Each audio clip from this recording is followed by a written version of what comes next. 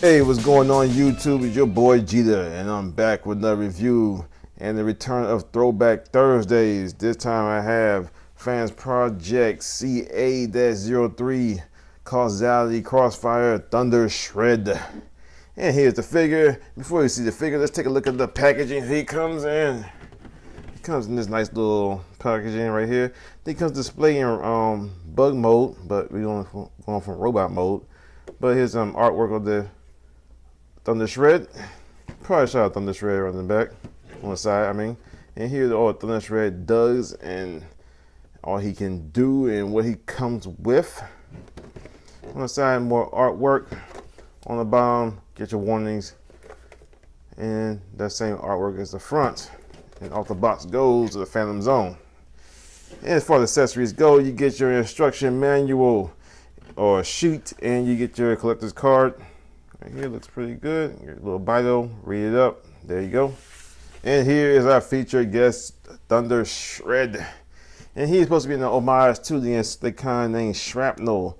As you can see, he looks pretty much nothing like Shrapnel. Most because you have his little antenna right here, but you got these little things right here you can pose as an antenna, and you got these claws right here that you can clip off, take off of his forearms, and pose them on these clips right here to kind of recreate that little the Shrapnel look that he's so famous for. I think it's pretty stupid to put him right here. They're pretty dumb. You can get some more accessories as far as these little pieces that's on this little throwing star joint right here. He comes with also for the accessories go. He comes with 4 of these, and you can take them off and join them with his claws to make a super weapon of murder and death.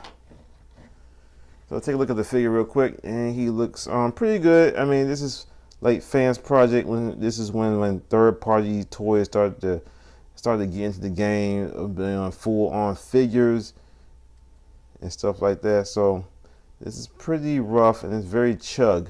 This is more meant to go for your chug collection. So you're looking for a not FansProject, but a updated chug Insecticon. This can be an option for you. Even though Hasbro is pumping out some Insecticons, and they just teased at the last Insecticons to complete the set and everything. But if that doesn't work for you, this is always an option. And this one also what FansProject like to do, they like to do their own little thing. So they just has a ninja motif for the set. And then you can see all 3 figures gonna have some kind of like ninja type thing going on. And his thing is thunder right here. So as you see in the cartoon, Shrapnel did deal with a lot of lightning from his antennae and stuff like that. So this kind of fits in with him. And let's take a look at articulation real quick. His head is on a ball peg. He can look up like so, look down, and get all kinds of range of motion side to side, all the way around, left and right, what have you. Arms go out that far at the shoulder, rotate around 360 on a ball peg. Pegged elbow, you get about 90 degrees out of that. If you turn around this way, you can get a little bit more right there. Rotates at the wrist. Also rotates. No, I don't rotate right here. Thought I did, but rotates at the elbow right here on this ball joint. Hinged at the elbow right there. Wrists do not rotate; they are stuck right there. These clips do come off, like I just now showed you. Rotates at the waist, goes forward on some very tight joints, so be careful.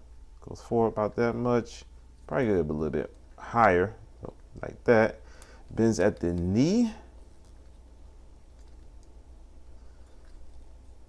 upper thigh rotation, and you get like an ankle pivot, tilt, and forward and back motion with the foot.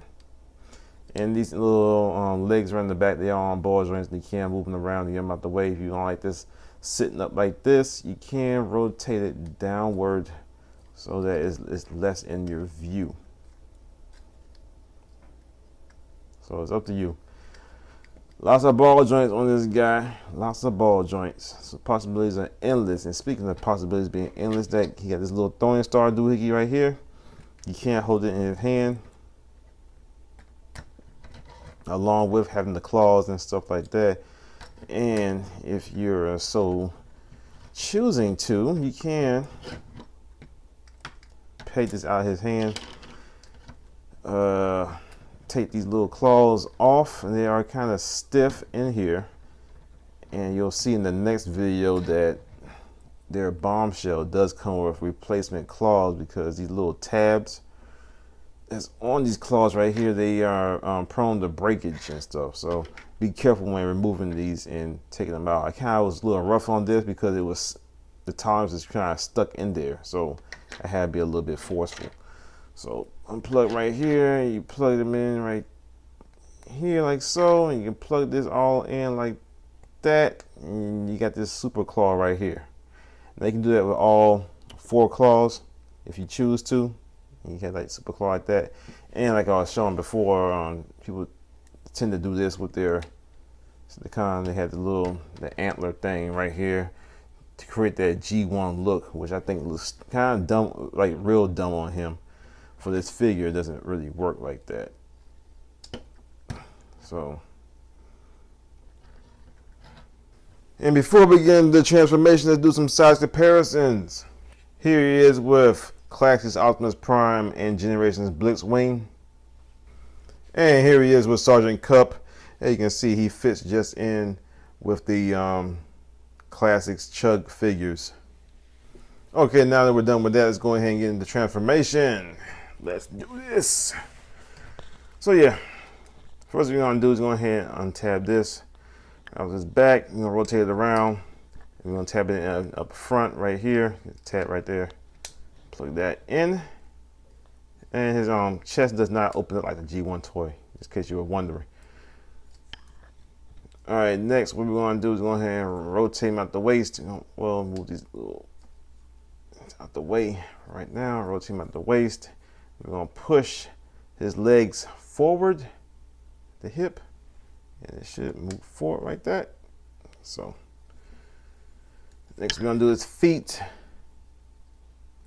It's kind of tricky, so we're going to bring this all down like so. And it's going to rotate on this hinge right here. Right there, this hinge. See, rotate on this hinge.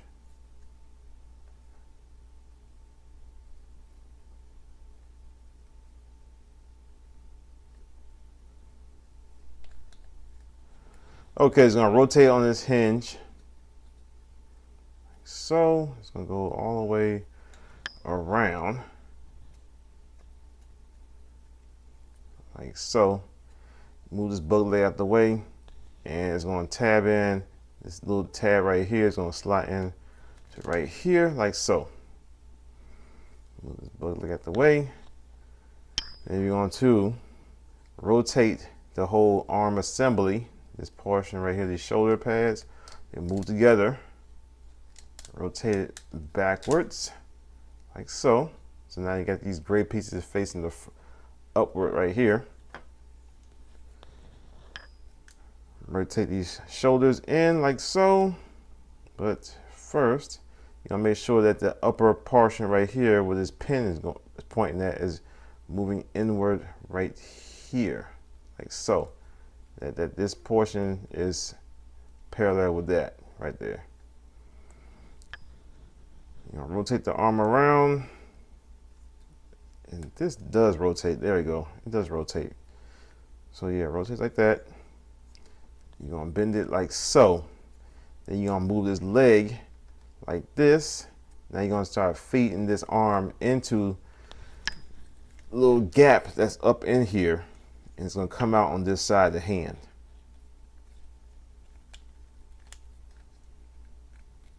So bend the knee, the arm should go through.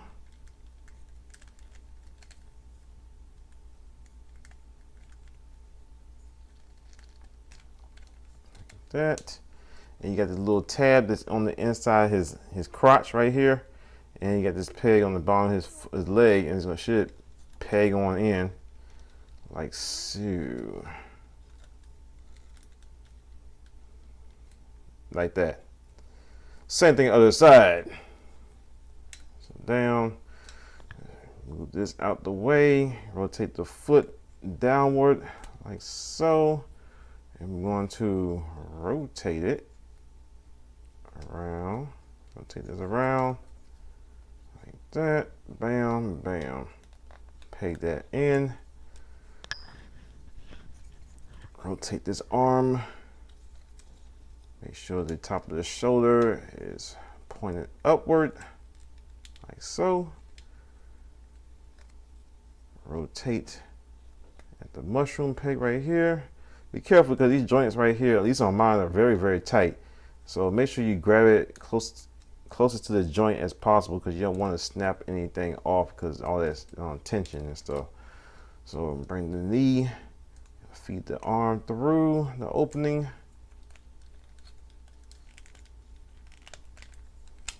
There you go. And you're going to tab it on in.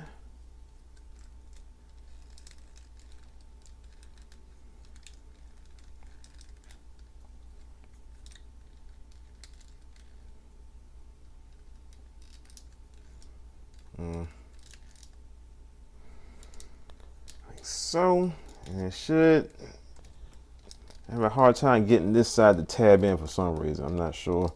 Maybe because it's the tension, the tightness and stuff from the ball joints. There we go.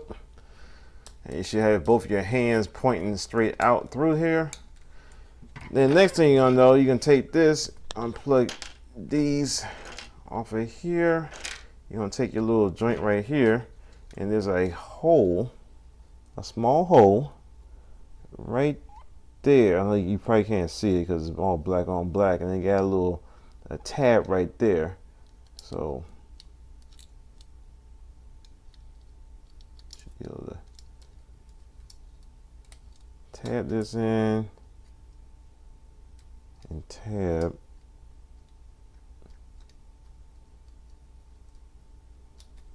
that in. Probably need to split the legs so I can actually see what's going on right here.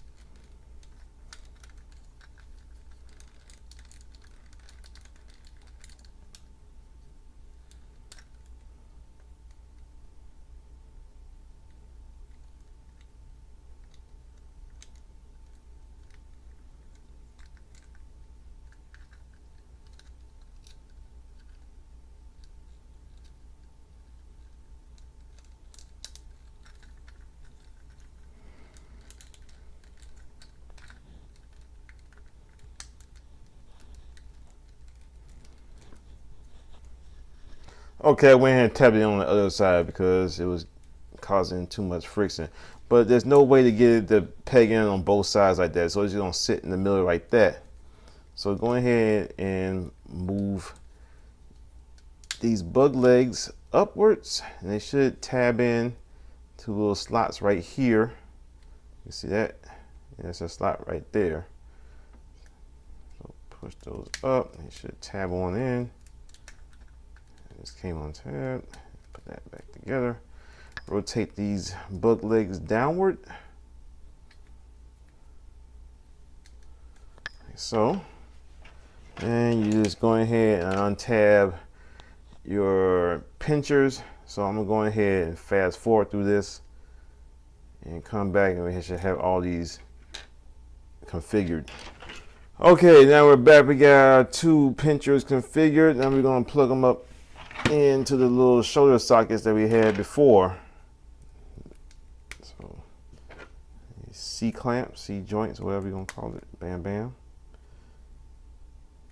Got those on there. So now we have our Thundershred Shrapnel transformed into his insect mode. Yeah, it looks pretty good. For articulation goes, get the little pinchers that collapse like so, like that, and everything like that. So you got a couple of hinges so you can customize it how you see fit. Like I said, the insect legs are on ball joints, so you can pose them in any kind of way you want to, and he does stand on them pretty solidly. No problems whatsoever, and that is it for articulation. All right, let's go ahead and do some size comparison. Here he is with, this is Dreadwing, I believe, Classics, Chug, and we got Side Swipe. As you can see, he is bigger than both of these in robot or his bug mode, which is kind of in scale with how he should be. And here he is with Generations Warpath and Classics Inferno. Yeah, all in all, I think it's a great figure. I think it still holds up today with all the through all the changes and stuff that's been going on third parties and stuff like that. I think it holds up. I think the repro labels, no offense to repro labels and nothing like that, but then the repro labels kind of cheapen the look of this figure and stuff. Kind of makes them look kind of I guess whack. But I like the way it looks like plain. I mean, you couldn't put this kind of symbol over this thunder stuff right here, but I never did because I like the whole ninja motif and kind of remind me of Big Trouble in Little China with the 3 storms and stuff. So it kind of remind me of the 3 storms that's going on with these guys right here. Articulation is good. Paint apps is good where applied at. Plastic is pretty good. Transformation is good. One thing that I have a complaint about is that the ball joints are a little bit too stiff for my liking. Some people might like that, and some people might not. I don't have a complaint about it. It's an interesting take on the figures. That's what Chug is. Reimagining of these popular characters and stuff like that in modern times. And this definitely is it. So if you're looking for cons for your Chug collection, this is the ones to go with, I feel. All right, y'all, this has been me, Jeter. Thank y'all for watching. Stay tuned for more figure reviews on Throwback Thursdays, and I'll see y'all next time. Peace.